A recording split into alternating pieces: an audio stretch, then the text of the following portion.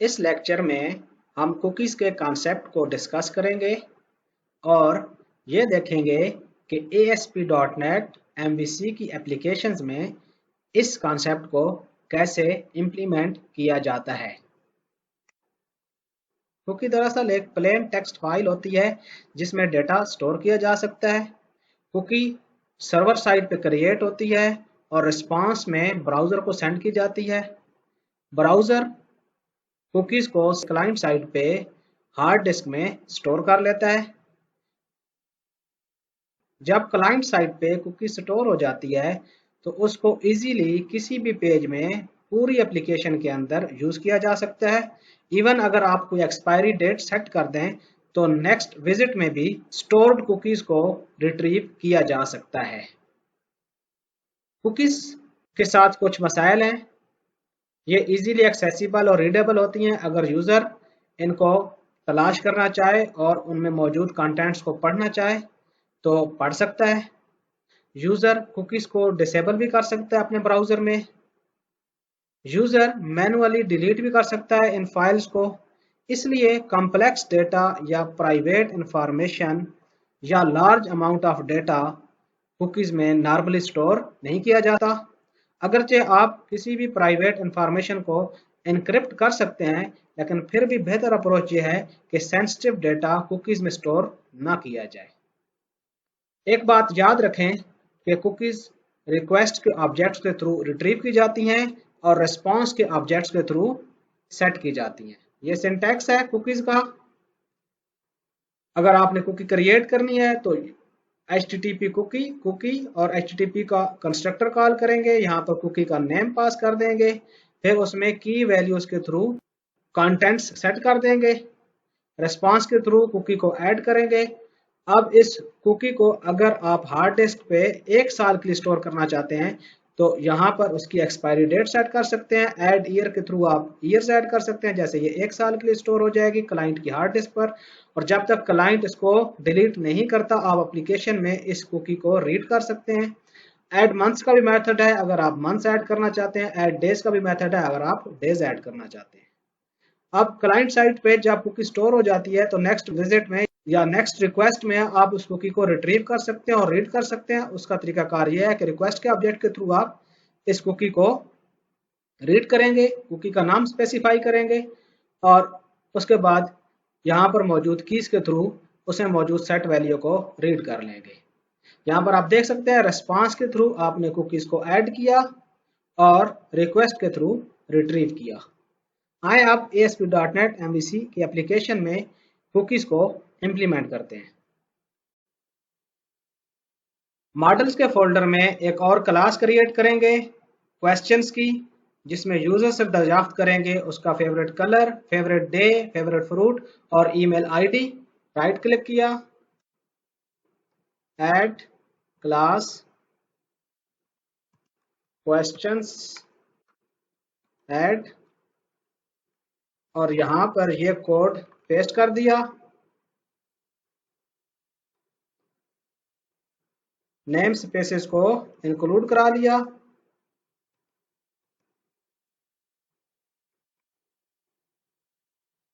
Fruit, day, email address and colour.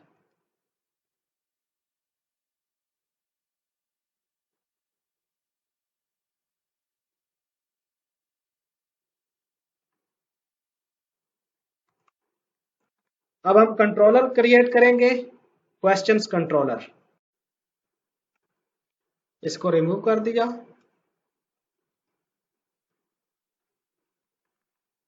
Controller के folder पे right click किया, add controller, empty controller, questions controller add कर दिया। यहां पर हमने ये कोड पेस्ट कर दिया।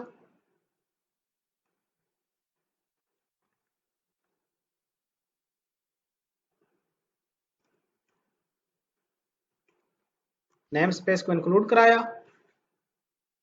अब यहां पर हम कुकी क्रिएट कर रहे हैं।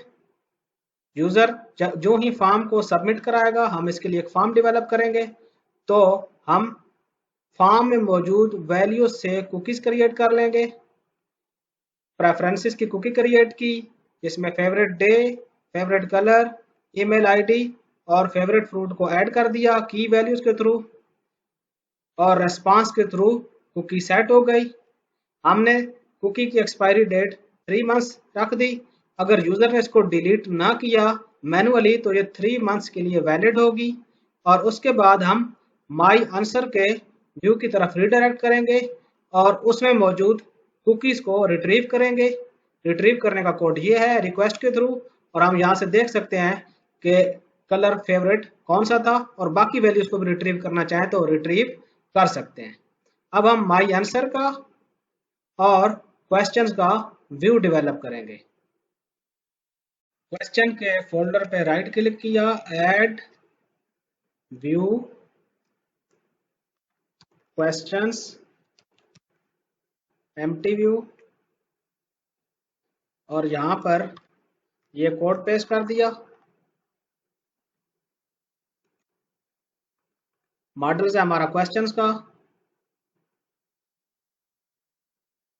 और यहां पर हम उस यूजर से फेवरेट फ्रूट की इनपुट लेंगे, फिर फेवरेट डे की इनपुट लेंगे, फिर उसका ईमेल एड्रेस पता करेंगे, और इन दी एंड फेवरेट कलर की इनपुट लेंगे।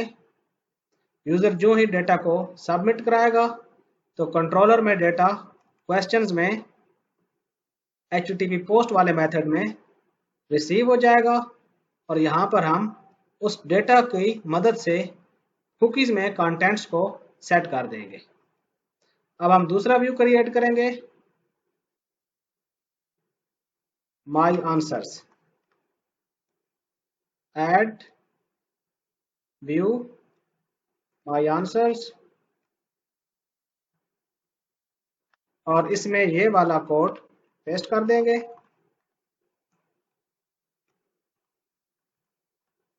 यहाँ पर हम रिक्वेस्ट के थ्रू कुकीज को एक्सेस करेंगे, प्रेफरेंसेस की कुकी को, और उससे मौजूद वैल्यूज को रीड कर लेंगे। फेवरेट फ्रूट को रीड कर रहे हैं, उसके बाद फेवरेट डे को, उसके बाद ईमेल आईडी को, और फेवरेट कलर को। इस प्रोजेक्ट को रन करते हैं।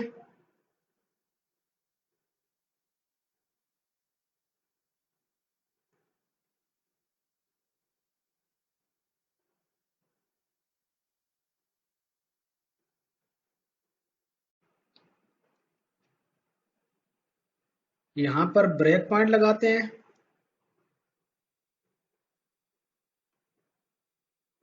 यहाँ पर भी ब्रेक पॉइंट लगाते हैं।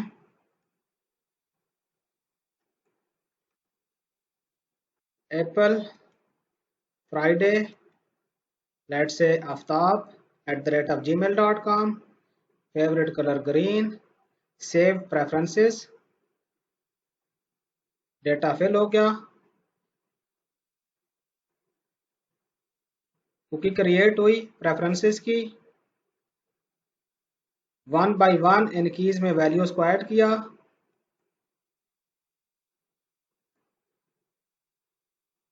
यहाँ पर कुकीज को सेट कर दिया। कुकीज 3 मंथ्स के लिए यूजर की मशीन पर ऐड हो गई।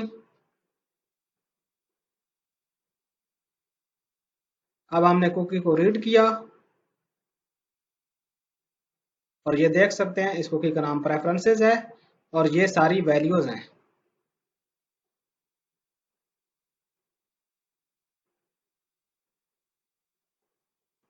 Favourite day Friday, colour green, email ID and favourite fruit Apple.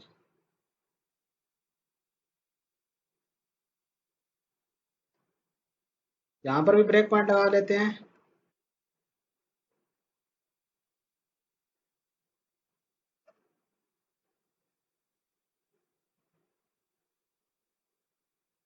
Views में हमने कुकीज को रीड कर लिया है, और ये देखें आपके पास कुकीज स्टोर हो चुकी हैं, और आपने माई आंसर्स में रिट्रीव भी कर ली हैं। सेटिंग्स, साइट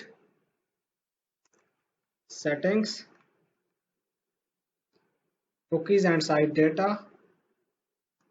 सी ऑल कुकीज,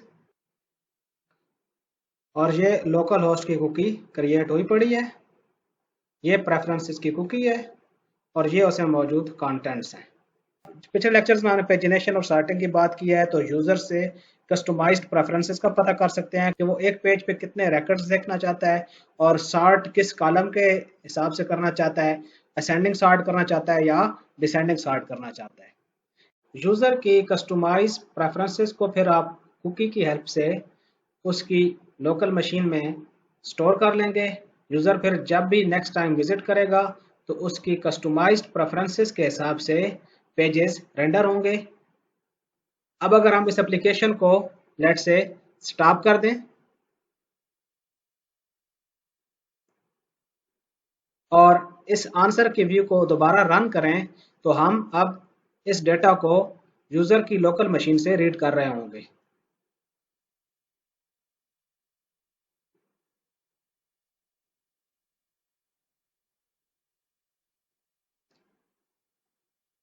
ये देखें, हमने इस वक्त कुकीज से डेटा को रीड किया है।